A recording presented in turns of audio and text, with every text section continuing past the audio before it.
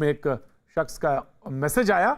उसने कहा कि आपने प्रतीक जी गांधी के बयान से बातचीत शुरू की है और यकीनन अगर ये स्थितियां उलट जाएं कि कांग्रेस सत्ता में हो और बीजेपी विपक्ष में हो और स्थितियां ऐसी बने तो आप गांधी से ही बात शुरू करेंगे, ऐसा उम्मीद है। जी जनाब, बिल्कुल करेंगे और करना भी चाहिए। अगर छोटा सा भी हिस्सा मेरे अंदर है पत्रकारिता को तो ऐसा ही करना चाहिए।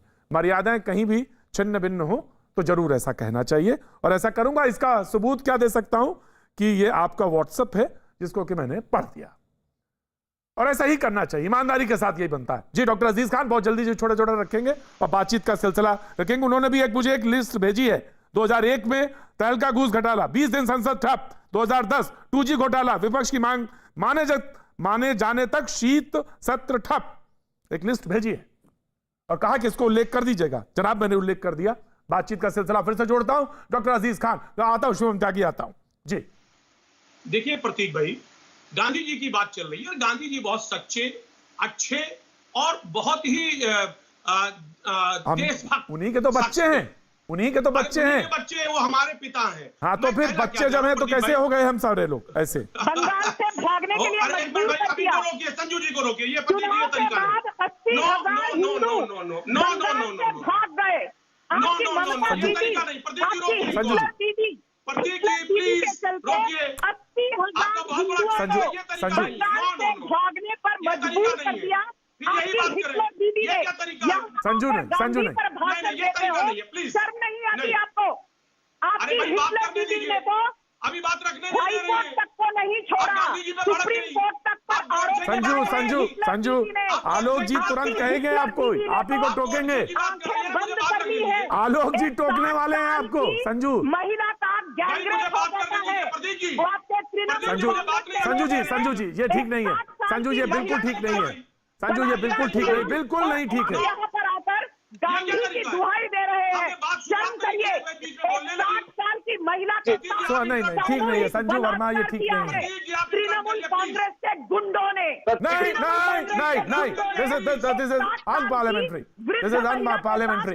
नहीं दिस इज अनपार्लियामेंट्री। नहीं उस पर कार्रवाई होगी, उस पे कार्रवाई होगी और उन्होंने कहा रूल बुक के हिसाब से होगी और वो आप ये शब्द का इस्तेमाल गलत है। जी बोलिए डॉक्टर अजीज खान। महिला के साथ बलात्कार करने के बाद यहाँ पर गांधी बात पर भाषण देते हैं, इनको शर्म नहीं आती? प्रवक्ता बोलेंगे क्या?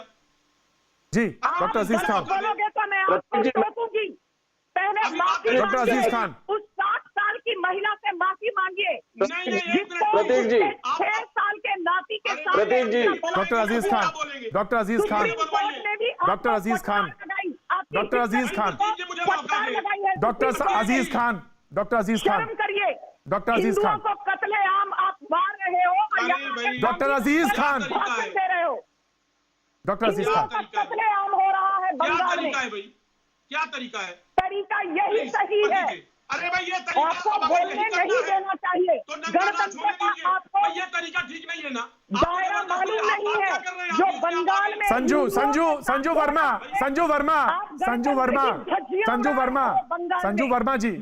वर्मा जी तंत्र की धज्जियां उड़ा रहे हो आप। संजू वर्मा जी बीजेपी के कार्यकर्ता संजू वर्मा जी, पत्नी का आपने 2 दिन पहले बलात्कार किया। संजू वर्मा जी, शुक्रिया जी। डॉक्टर अजीज खान, मैं माफी मांगता हूँ जी। Please thank you. देखिए प्रतीक जी, आप प्रतीक जी मुझे मौका दे। देखिए प्रतीक जी, अगर बीजेपी अरे भाई प्लीज, भारतीय जनता पार्टी में से अगर झूठ और धार्मिक उन्माद को माइनस कर दिया जाए तो पार्टी में कुछ नहीं है।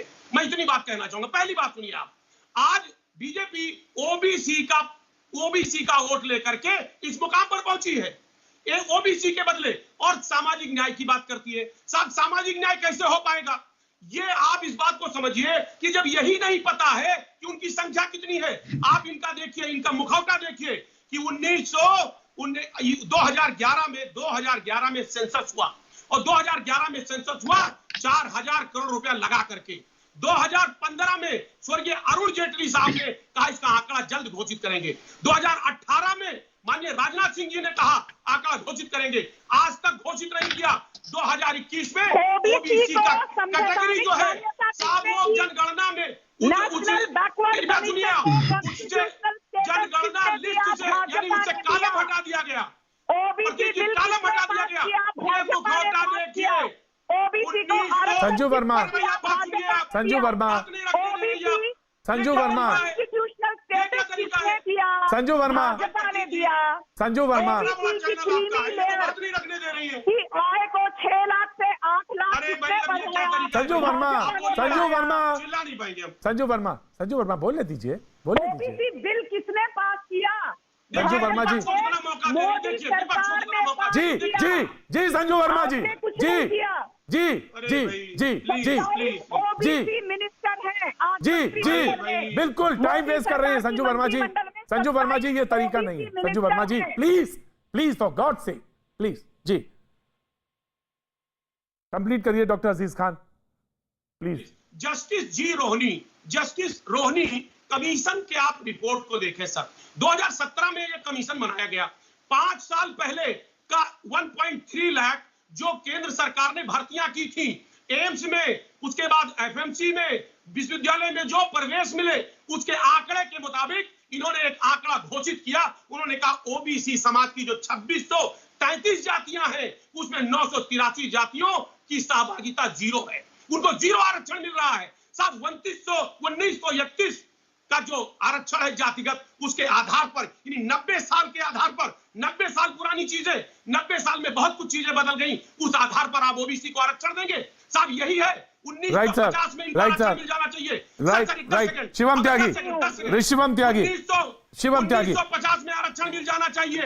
राइट, शिवम त्यागी, 92 में शिवम त्यागी, मैं आ रहा हूं, मैं आ रहा हूं, संजय शर्मा जी आ रहा हूं, बिल्कुल आ रहा हूं, पंडित जी आ रहा हूं, संजय शर्मा जी आ रहा हूं, शिवम त्यागी, शिवम त्यागी, देखिए जी प्रतीक जी, सबसे पहले तो मैं एक चीज आपसे कहना चाहता हूं कि जो पैनलिस्ट आए हैं उनकी जान बचाना आपकी जिम्मेदारी है। तो ऐसा ना हो कि पानी के साथ कुछ लोगों ने कहा कि जरूरत पड़ेगी तो ग्लास भी फेंक देंगे। मेरा वैसे ही एवरेज सा दिखता हुआ चेहरा टूट जाएगा तो आगे बड़ी दिक्कत होगी। तो कोशिश कीजिएगा कि वो कैमरे में से फेंक के ना मार दें, तो वो आप देखिएगा। दूसरी बात, अब मैं इंटरेस्टिंग चीज पर आता हूं। इन्होंने 2G को लेकर कहा, सबसे पहले एक एक करके सबका जवाब दूंगा। 2G पर इन्होंने कहा कि संसद रोकी गई। 2G का इतिहास तो समझ लीजिए क्या था। 2G में सबसे पहले एलिगेशंस लगे। एलिगेशंस लगने के बाद 3 दिन संसद में चर्चा हुई। 3 दिन चर्चा होने के बाद कैब रिपोर्ट ने उसकी पुष्टि की कि हुआ है। उसके बाद फिर सीबीआई ने एफआईआर दर्ज की। फिर उसके बाद विपक्ष ने कहा कि अब ये जो कॉन्ट्रैक्ट्स थे इनको रद्द किया जाना चाहिए। यहां आपके पास कोई बेसिस नहीं है। और दूसरी चीज, इसके बाद रोहिणी कमीशन की बात की आपने, बात तो अच्छी की, लेकिन आप मुझे एक चीज बताइए, समाजवादी के प्रवक्ता से मैं पूछना चाहता हूं, रोहिणी कमीशन बनाया किसने? नरेंद्र मोदी जी की सरकार ने। देश कब आजाद हुआ था? 47 में। आपको तो यह तक नहीं पता था इस देश में ओबीसी है कितनी जातियां? 6000। उन 6000 में से 47 जातियां थी मात्र जिनको 50% से ज्यादा आरक्षण मिलता था। अब 2017 तक ये तक नहीं जानते थे कि कितना आरक्षण किसको मिल रहा है। तो एटलीस्ट कमीशन बना और देश को पता चला कि कहां जा रहा है आरक्षण। मैं आखिरकार यही कहना चाहता हूं कि सबसे महत्वपूर्ण चीज ओबीसी समाज के धोखा। अच्छा, ये धोखा है। अच्छा, 1947 से 2017 तक आ गए, एक रिपोर्ट नहीं बने। मतलब रक्षा मंत्री की गद्दी तो ले लेंगे। एग्जैक्टली, आपको वही नहीं पता था। अरे जातियां नहीं पता थी ओबीसी में आपको कितनी है। 2017 तक आ गए, 2017 तक आ गया, 2017 तक आ गया।